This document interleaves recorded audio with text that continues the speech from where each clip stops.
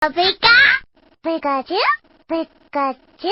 大家好，我是卡皮。在神奇宝贝里，小智每到一个新地方，都会收服很多类型的神奇宝贝，其中飞行系是必不可少的，要不然怎么会被称为飞行系神奇宝贝大师呢？那么小智这些年究竟收服了多少只飞行系神奇宝贝？卡皮今天就来盘点一下吧。第一只比比鸟，比比鸟是小智收服的第一只飞行系神奇宝贝，也是唯一一只被小智彻底抛弃了的神奇宝贝，其他的都只能算是放生。在它进化成比雕后，小智便让它继续留下来保护同伴，并许诺会回来接它。然而一晃20年过去了，小智早就已经忘了当初的承诺，不知道比雕现在过得好不好呢？关于比雕，我还打算专门做一期他的视频，题目我都想好了，就叫小智，你还记得大明湖畔的比雕吗？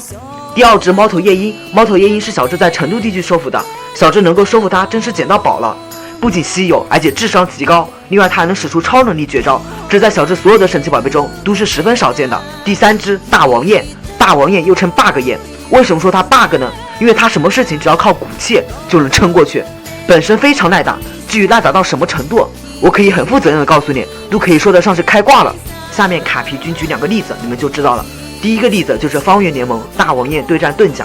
在此之前大王雁已经打败了超力王，已经消耗了不少体力。在这场战斗刚开始的时候，大王雁一直处于被动挨打当中，盾甲的滚动绝招连续命中，在职业以为要赢的时候，大王雁突然就觉醒了，2只脚就把高速移动中的盾甲给挡住了。来，让我们仔细分析一下，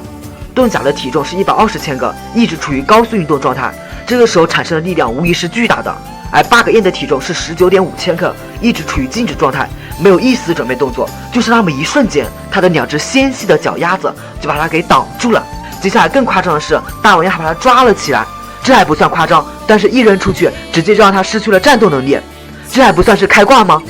第二个例子就是小智攻打第7个道馆，当时在道馆馆主的太阳岩与月神石的紧逼下，皮卡丘和大王雁一直在被动挨打，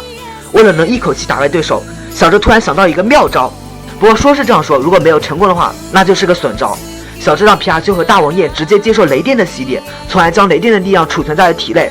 在本身已经伤痕累累的情况下，皮卡丘能承受得住，倒还能够理解，然而大王雁竟然能够承受得住，这就有点说不过去了吧。在承受住雷电的洗礼后，皮卡丘和大王雁都镀金了，道馆馆主的太阳岩和月神石自然就输了。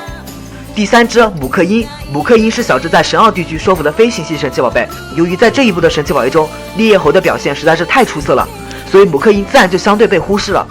第四只灰奥哥，小智在河中地区收服的开门鸟，有雌雄2种不同的形态，雌性相对来说飞行速度要快一些，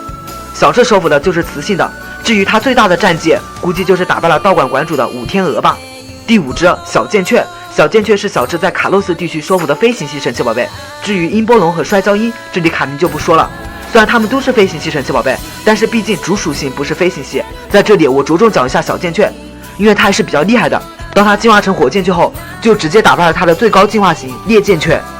当它进化成烈剑雀的时候，又能力刚传说中的神兽火焰鸟，而且一度让我觉得可能还会赢。当然在这一步里，没有谁能够抢得走忍蛙的风头。